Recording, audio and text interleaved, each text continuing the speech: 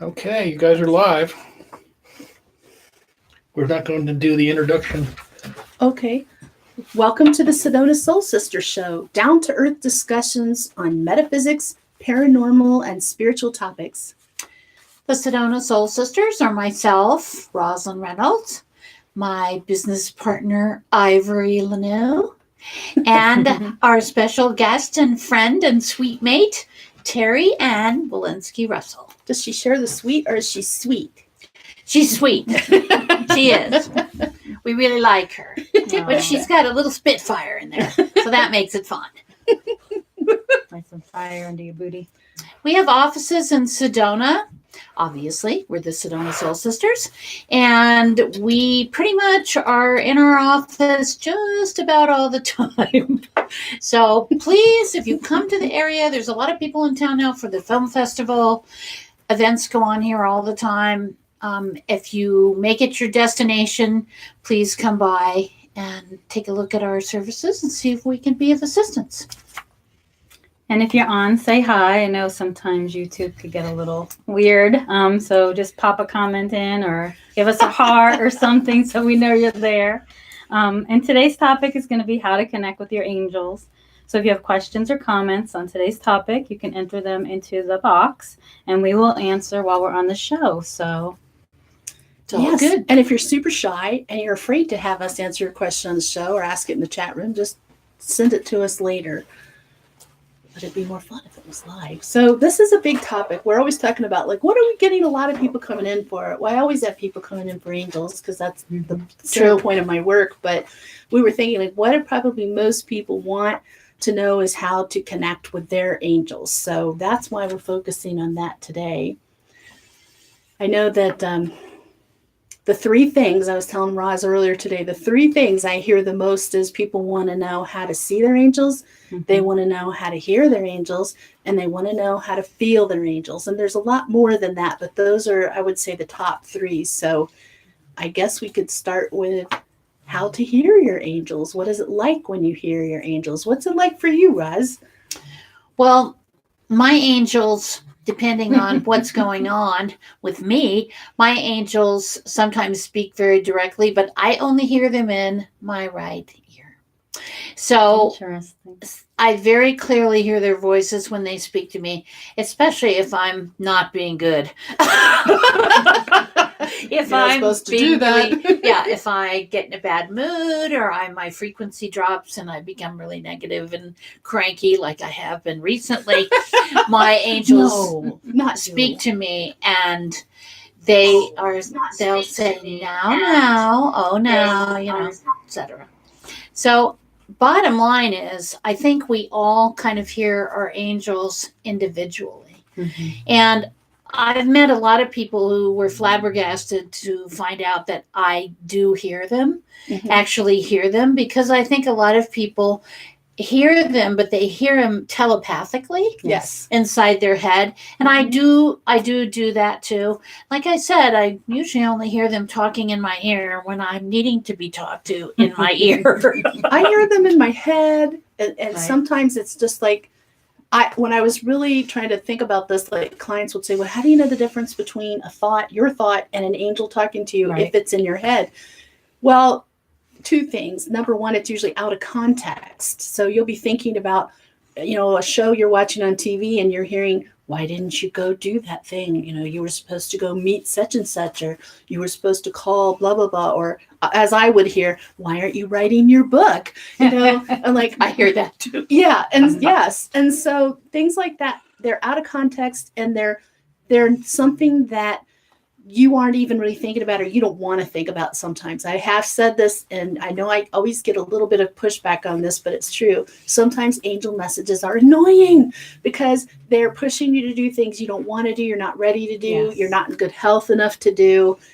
But I do hear them out loud. Sometimes it's just a soft little voice in either ear, and sometimes it's conversational, like us talking to each other.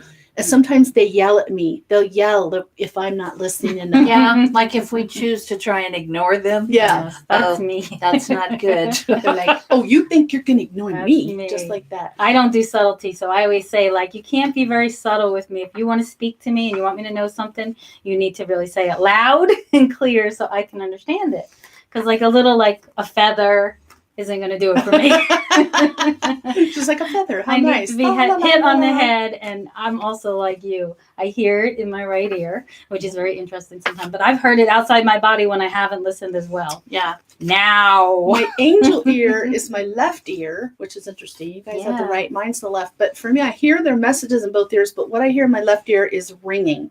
A very, very high-pitched the high ringing. frequency. Yes. That is the angels when they come in. I think sometimes it's they're coming in very strongly, or they're coming in mass because they want to really emphasize something, or they just want us to know how much of a presence of angels is with us at that moment. Mhm. But it'll just suddenly be almost unbearably high frequency ringing in my left ear. So let's talk about, what does it feel like when an angel touches you? It can be as differentiated as it is when spirit touches a person. So do you want to talk about that for you, Roz? A lot of times when I feel them touching me is I'm usually, when I'm awake, I'm pretty busy, and that is a lot of the times when they nag me when I'm not doing what I'm supposed to be doing. But I've noticed that I'll feel them as a comfort more than anything else. I'll feel them just brush, sometimes I'll feel them brush the top of my head, like giving me a little pet. And sometimes I'll feel them touching my shoulder or my arm. I'll just feel a hand go down. I do experience that occasionally in spirit situations, like when a loved one comes to visit. But I can feel the difference. And what you mentioned is really important, that high frequency. When they come in, I immediately, right before I see them or I'm interacting with them already, I get this very high-pitched squeal. And sometimes it's just in one ear, sometimes it's in both, but then I know. And that goes back to childhood when I would hear that and I would see them at the same time. So it's connected. And I know. It teaches you over time, when those two things happen together. You don't have to be told, you just know, oh, that's angels. Or super high, for me, it's chills. Like the chills, not only the ringing, which I am, by the way, they just came in like 30 seconds ago, but also the high frequency chills where I'll get hard chills over my body. And if it's an archangel that comes in, then there'll be such hard chills that it feels like my hair, if my hair was shorter, it would stand on end. And it feels like it's just painful chills head to toe. That's one way, that I feel angels. And they do touch me as well. Like you were talking about that petting thing. They do that, and they'll put their hand on my upper back like this, just kind of rest it on my shoulder. And they like to put their hand on top of my head, right over the crown chakra. I feel it there a lot. Yeah. But you can feel the energy off of them that's so different than a spirit, because if it's a spirit, that's high frequency too, but not like an angel. Right. Not like an angel. Yeah, or an archangel, like you said, because I connect with Archangel Michael a lot. And his energy, I've asked him to differentiate between him and, say, like Archangel Ariel, because she's much more tender with me. He's like, whoosh, so his energy is much more powerful. Very intense. You can feel when his presence is with you. Well, he's a warrior. So they are all very different too, how they come in and how they represent. Absolutely. And we have our own, we each have our guardian angel who comes in with us. We also have, various angels who come to deliver messages or just to stand by us. In various times of, if we're dealing with helping people or we're going through something ourselves. And I can always feel, I do hear the frequency, but I also feel their presence just come in. And it's almost like a whoosh. Yeah. Like you can just feel this intense shift of energy. So, for people out there who are listening, I think we have a tendency, everybody says, oh, that's a coincidence, or, that's your imagination. Don't go for that. I mean, really tune in and see what it is you feel and see who you're sensing is coming in to support you and to be there with you, because they do support us. And one thing I can always attribute, there've been times when I've been either driving or ended up, another situation where coming up to a circumstance which could turn out to be an accident and really have some negative results. And right before that, I get this, you're mentioning the chill, I'll get this just rush of energy. And I will immediately know I need to turn my head, look around, whatever it is. And I've had some pretty hair-raising experiences with that, where I knew they came in, my guardian angel came in, boom, and protected me. Yeah, that's so wonderful. You got to tune in on that, and you got to really feel that and feel that love that they come in with to guide us and to help us. Yeah. So that's how we feel it. But I want to say, having done a lot of work with people, teaching them, about their angels and connecting them and what their names are, what they look like, I have them learn to feel it. And so I've learned that it can be felt in usually 4 different ways. I'm going to say 5 because the 5th one came up recently. So either they get chills, they get tingling, they get cooler, or they get warmer. And the very rare person actually feels the angel touch them. And I know when they feel that they have that special, I call those angel people, who, just like mediums are born with the ability to communicate with angels, angel people are born with the ability to communicate with angels. And very often mediums are also angel people. True. So, I mean, it's a similar skill. So you won't necessarily feel it the way we do, is all I'm saying. Right. And it's okay too, I want to say, for the new people that are just learning, that it's okay to ask who is coming into you. Mm-hmm. Who are you communicating with? Because sometimes you don't even know, right? You're so new to this. I have clients who say, well, how do I know who it is? Like, because everybody has so many guides or spirit guides or angels. How do I know? And I say, you just ask. Who are you? What's your name? What is your purpose here? And communicate with them. You can even start by saying, is this an angel who's with me now? And see what you get, because whatever you were feeling, it'll be intensified, and it may even add like that whoosh of energy, some other reaction to let you know for sure. You'll get an answer to that. If you get a nothing, then it's not an angel. So right. It could be a spirit. And also everybody's different. So they might not see, you might not feel, but you may hear. So you might not have all of them, but you very few people can do all of that unless they're a medium. Mm-hmm. And if the ones who learn to, they really work at it. Anybody can learn how to see, hear, and feel their spirits and angels if they really want to, if you really work at it. And you've got to be willing to lower that internal barrier you have that prevents you from experiencing that. And I think you have to tune out a little bit on the people who are, skeptics, naysayers, etc. Because unfortunately, their experience is different than yours. If they're not experiencing any of these things, it's going to be very hard for them to understand your experience. We laugh because I stopped years ago trying to explain a lot of my experiences to people. It just would not resonate with them. They can only stand at the level where they're at. Right. Yeah. If they're not at that level, they'll never understand it. No. And so there's a few people I talk to about certain things, a few about other.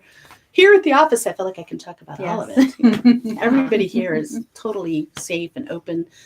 But that is a very important issue, because if you have friends or family who, and you tell them I'm going to get a reading when I learn about my angels, and they're going to say, oh, if they're super religious, they might say, oh, that's devil stuff. No, it's not. This work people do who are, well, at least here, I'll speak for here. I'm not going to speak for the world, but here it's sacred work to us. Yes. And we we pray to God. We call in angelic protection. We make sure we have that God's golden bubble of light and protection around us before we even start the process of communicating. And that I actually do that for angels too, like angels and spirit.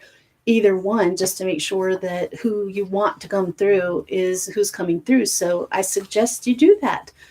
You can look up the invocation of the 4 archangels is a good place to start. And I'm a big believer of the violet flame invocations. You'll feel an angelic circle come around, just like falling mist of angelic energy. And also, if you're new too, what I do in the morning is I wake up a half hour before my daughter and I connect with my angels while I'm still in bed, because I know once she's up and the day's starting, I'm not going to have any time to do it. So if I want some focus for the day, what should I work on today? What does my body need? What does my soul need? What does my mind need? And connect with my angels like that in the morning. It's a good time because it's quiet. You've just woken up. You're still very open. That's good. All you people who still have little kids at home, like my child's an adult. Like for me, it happens when I go to bed, but I also live alone. So I go to bed and it's dark in the room and everything starts happening. Everything's more intensified, and that's my communication time. But whatever time works for you, whether it's in the morning, whether it's evening, nighttime, set aside a little bit of time in your day to actively try to see this. So I want to be sure we include in this what it's like when you see angels. And it's different for different people. It's just like everything else. And Roz, I know you've seen them since you were a baby too. Yeah. It's really interesting because 2 of my angels that have been with me since I was little, when I was really young, I saw them as children. And they were my imaginary friends, as they called it. And I talked to them and I could clearly hear them. They were about my size. They went with me everywhere I went. And it's really funny because my parents were just wonderful. I remember one time we were getting in the car and my dad put me in the back seat and then he shut the door. And I started getting all upset because my 2 angels weren't in the car. And my dad just got out, went back around, opened the car door, and he said to my mother, he got back to the car, he said to my mother, if anybody saw me do that, they're going to think I'm crazy. Did they get in? Oh, yes. He ushered them in. Come on, we didn't forget you. It's just hilarious. You too, come on. And, my parents were fabulous that way because they just kind of accepted that I was a little strange. Different. Saw things other people didn't see, heard things other people didn't hear. And I really feel like when you have that, I remember when I got to be in my teenage years, I first really realized it when I was about 16 or 17, that these 2 angels that had always looked small and like children to me, suddenly they transformed into these 2 older looking women in long white robes, and still with me, to this day. And I feel like a lot of kids see that. Like, I don't think I was that unique. I think a lot of kids see their angels and guides. They just stop seeing it. Yes. That's the thing. They don't have to then. Yeah. And I think when they go to school, that's a big deterrent because you're in school. That's when I stopped talking about it. Yeah. I realized, I don't want to be the weirdo. So bring my imaginary friends to lunch. Make some room. Or start laughing. So for those of you out there, who are raising your kids and your kids are maybe seeing some things that you might not see, open your mind and your heart to the possibility that, hey, these other dimensional fields, they may be seeing in dimensional fields that you just don't. And I tell all my clients, we're all born intuitive. We all have this. Yeah. It's just been Very so true. turned off. And so, like you said, you get older, you don't want to be different, so you shut it off. Or it scares you and you shut it off. Or you get involved in a belief system that doesn't fit with it, so you shut it off. I mean, one way or the other, it's pretty much shutting it down. Yes. I have, do I say this? I have a sister who was an incredible psychic as a child. I doubt it because of what I'll tell you. So as a child, she was just amazing psychic medium. And then she grew up and moved to Georgia and married a Southern Baptist. And now it's all been shut down since then. Like, she doesn't want to even talk about it. So I know she shut that down to please her husband, to fit in better in that Southern Baptist Bible area. And that's okay. That's a choice. I want to talk about this because this is something that is really important when I do these readings. Everybody thinks that if you see an angel, it's always going to have wings. It's always going to have a robe, and it doesn't. I have seen angels like that, and I still do sometimes. But since I got older, as an adult, I'm going to say, especially, like, they started coming in as what I call a ball of colored light, and it gets bigger and bigger. But the energy, you can feel that incredible high frequency, and you get the chills, and you know that's an angel. It just is showing you its light form. And so each one has a different color. And these are not orbs. We're not talking about orbs. These are not perfect circles. The light within them moves, and the outside is hazy, and it can get very big. And I was in Sedona, actually, trying to recover from emotional trauma. I stayed there at a resort for a week, and I said, put me in the room where I have the most privacy, because I knew I'd be crying a lot. That was true. I was like, I don't want to bother my neighbors. So I went to bed one night, and I didn't close my eyes, and I suddenly realized the whole room looked royal blue. I'm like, what is that? And the vibrations were so high, I got chills all over, and my body was shaking like this, like it can when the vibrations, the frequency is really high. And I've told you about this, Roz. It had that real thin black grid diagonally in each direction. And it was every square inch from floor to ceiling, wall to wall. And I looked to the right, and there were 3 beings standing over there. And then I heard later, it went on for a long time, that was an archangel coming in. And so I'm like, oh my gosh, I don't know what the grid was about, but now I know an archangel has the power, the strength to push their color into a huge room, every square inch of it. And it was, I haven't had that since then, but it certainly impressed something upon me that they knew I was going through a lot. They knew I needed help, and they sent in the big guns. And you listened. Yeah. So, You paid attention. Also, I've written about this recently on our Facebook page, these angel sparks. Sometimes they want to come in, and they're just a little quick blip, little quick spark of bright light. Blip. When I see those, it almost looks like a flashbulb. Yeah. Sometimes just they are boom, bigger. boom. Yeah. So I think, how we perceive these things, how we see these things is really personal, Yes. but also comforting. I mean, that they're coming in. A lot of times when I'm with clients and, they've experienced a traumatic loss, the mediumship aspect will come in. I'm able to help them connect and discuss things with them that, they have been unable to share and to really move through. And those angels are there, and they're just boom, boom, boom. These bright, almost like a flash bulb going off.